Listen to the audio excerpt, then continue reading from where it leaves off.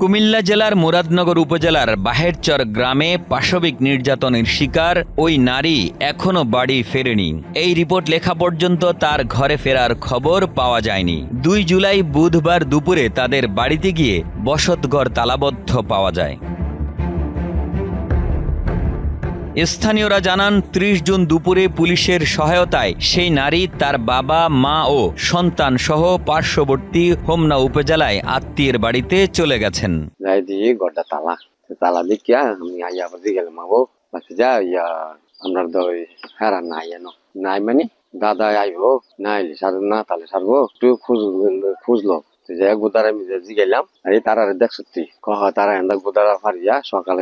এই ঘটনায় বিএনপির কেন্দ্রীয় ভাইস চেয়ারম্যান ও সাবেক এমপি কাজী শাহ মোফাজ্জল হোসাইন কায়কোবাদ অভিযোগ করেন, সেই নারীর বাড়ি থেকে চলে যাওয়ার পেছনে পুলিশ প্রশাসনের হাত রয়েছে। ঘটনা সম্পর্কে কোনো বক্তব্য রাখতে চাই না, এই জন্যে যেহেতু এটা তদন্ত দিন আছে, তদন্ত শেষ হলে প্রকাশিত হবে আসল ঘটনা।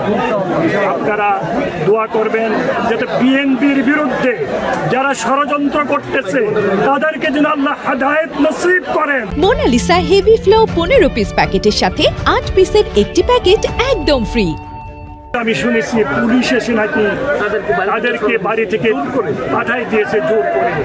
কেন পুলিশের এই ভূমিকা আমি জানতে চাই। মুরাদনগর থানার ভারপ্রাপ্ত কর্মকর্তা জাহিদুর রহমান জানান, ওই নারী তার শ্বশুর বাড়িতেই থাকার কথা। তিনি আরো জানান, ভিডিও প্রকাশের মামলায় আর কেউ গ্রেফতার হয়নি। আমার জানা মতো তো শ্বশুরবাড়ি আছে। আর এখানে এই যে ভিডিও ছড়ানোর যে আর কাউকে ওই মামলায় আর কাউকে গ্রেফতার করা না। ঘটনার পর প্রতিদিনই তাদের বাড়িতে বিভিন্ন শ্রেণী পেশার মানুষ ভিড় করছিলেন। এছাড়া গণমাধ্যম কর্মী ও ইউটিউবারদের কাছে সাক্ষাৎকার দিতে দিতে তার জীবন দুর্বিষহ হয়ে উঠেছে। এমন বিব্রতকর পরিস্থিতি এড়াতে তিনি বাড়ি ছেড়েছেন বলে জানান প্রতিবেশীরা। কুমিল্লা থেকে নাজিমুদ্দিনের পাঠানো তথ্যচিত্রে ডেস্ক রিপোর্ট। একে আজাদ, কালের কণ্ঠ।